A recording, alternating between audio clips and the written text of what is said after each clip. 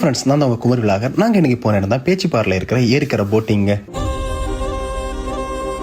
நம்ம கன்னியாகுமரி மாவட்டத்தோட அழகை ரசிக்கணும்னு சொன்னா இந்த ஒரு போட்டிங் போயிடுங்க, அடிப்பொலியா இருக்கும்.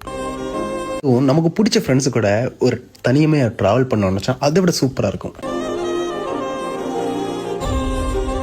இந்த ஒரு டிராவலில் நம்ம பார்க்குற அழகை ஒரு கவிஞன் இன்னைக்கு நம்ம கூட டிராவலுக்கு வந்திருந்தான்னு சொன்னால் அடிப்பொலியாக கவிதையை கொட்டியிருப்பாங்க.